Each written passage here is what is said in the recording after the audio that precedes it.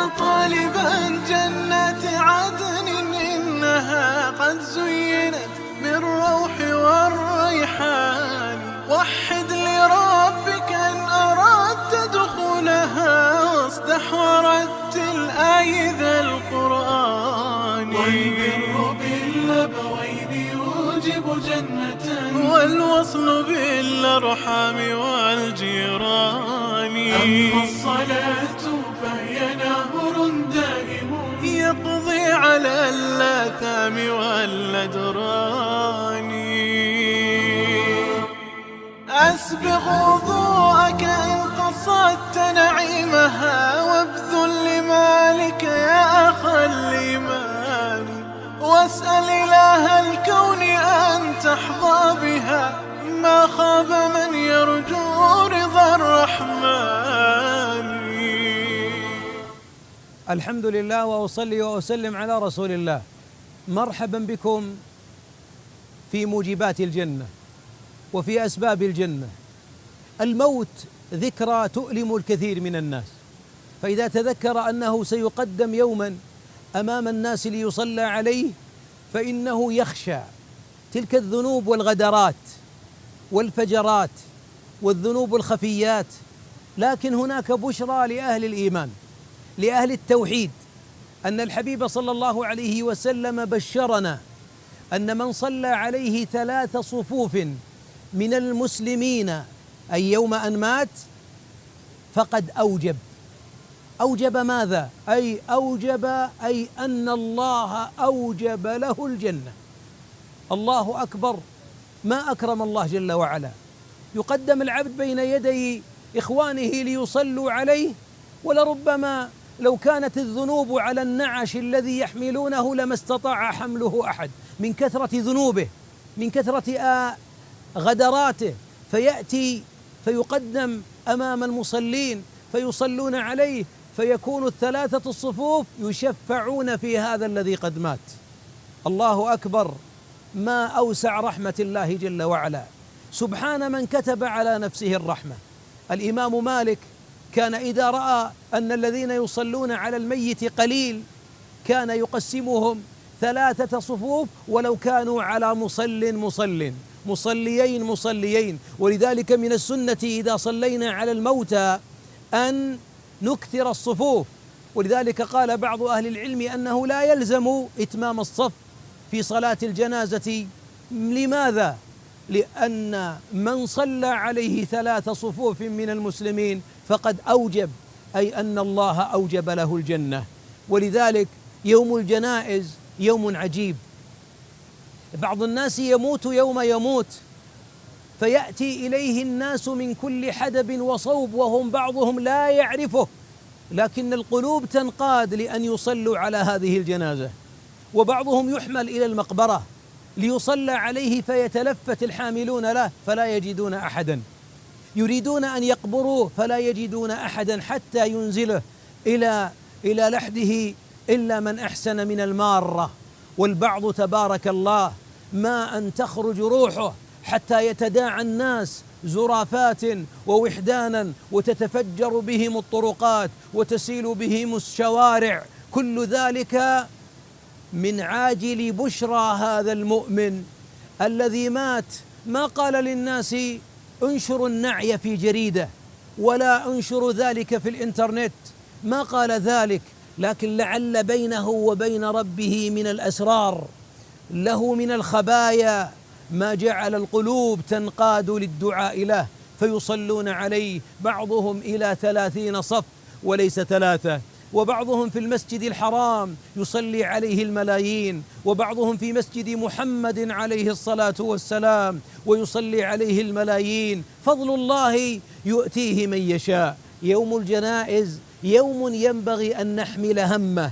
إذا أردت الجنة فأخلص النية لله جل وعلا وكن موحدا، ثم أبشر إن صلى عليك 3 صفوف، وهي رسالة إلى ذاك الذي يقال له هناك جنازة فيعرض عنها، لك بالصلاة عليها قيراطين، والقيراط كجبل أحد. صلوا على المؤمنين فلعل الله أن يجعل صلاتكم عليهم موجب من موجبات الجنة لهم. أسأل الله جل وعلا أن يختم بالسعادة آجالنا. قولوا آمين.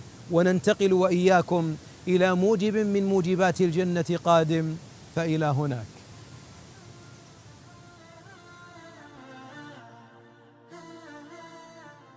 الحمد لله. موجبات الجنة معاشر الأحبة كرم من الله جل وعلا الرحيم بعباده، إذ أنه يسر لهم دخول الجنة، بل إنه جعل منهم شهداء وهم ليسوا ممن مات بين الصفين. أنحن اليوم مع تلك الأم التي عانت آلام الحمل وحملت ابنها كرها، فلما أتم حمله 9 أشهر وأتت لوضعه توقف نبض قلبها وتوقفت أنفاسها ورأت الموت وتحقق الموت وهي تلد جنينها. بعض الأمهات في غرف المستشفيات تخرج القابلة أو الطبيبة والطفل يبكي حيا قد استهل صارخا وهو حي، لكن القابلة تقول لوالد هذا الطفل: أحسن الله عزاءك في أمه، لقد لفظت أنفاسها وهي تخرج هذا الطفل من أحشائها ومن رحمها.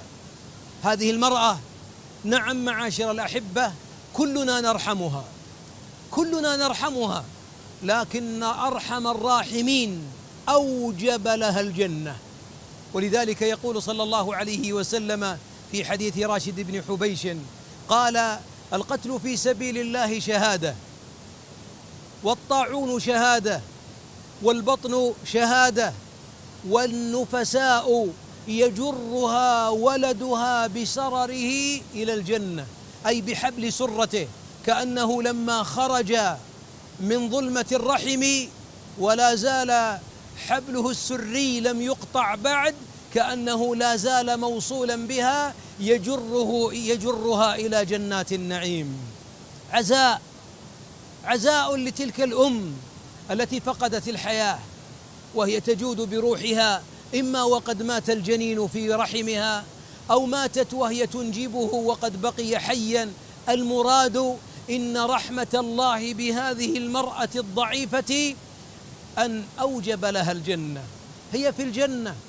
ولذلك نقول للمؤمنات: عليكن أن تحتسبن الآلام في المخاض، وأن تحتسبن الآلام في الحمل، فإن ذلك كله في كتاب، لا يضل ربي ولا يشقى، هو في كتاب كل الآلام، حتى إذا بلغت نهاية الآلام أن خرجت روح تلك المؤمنة، ونحن لا نتمنى أن تموت تلك التي تضع جنينها، لكننا نقول لها: إن رحمة الله قريب منك، إن رحمة الله أن يكون ذاك الطفل الذي خرج من رحمك يجرك، القابلة تقص حبل سرته، أما هو فإنه ولو قصوه فإنه يجرك إلى جنات النعيم، كأنما هو الشافع لأمه.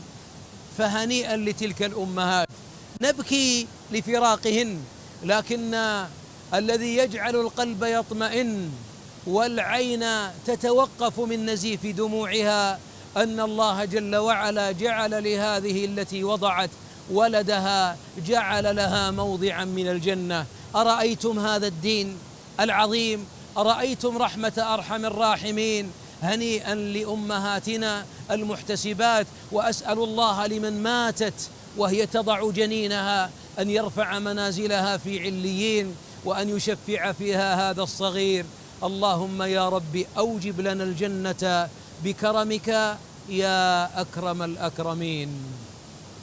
يا طالبا جنة عدن إنها قد زينت بالروح والريحان، وحد لربك إن أردت دخولها، واصدح ورتل آي ذا القرآن. والبر بالأبوين يوجب جنة، والوصل بالأرحام والجيران. أما الصلاة فهي نهر دائم يقضي الأقلام والأدراج.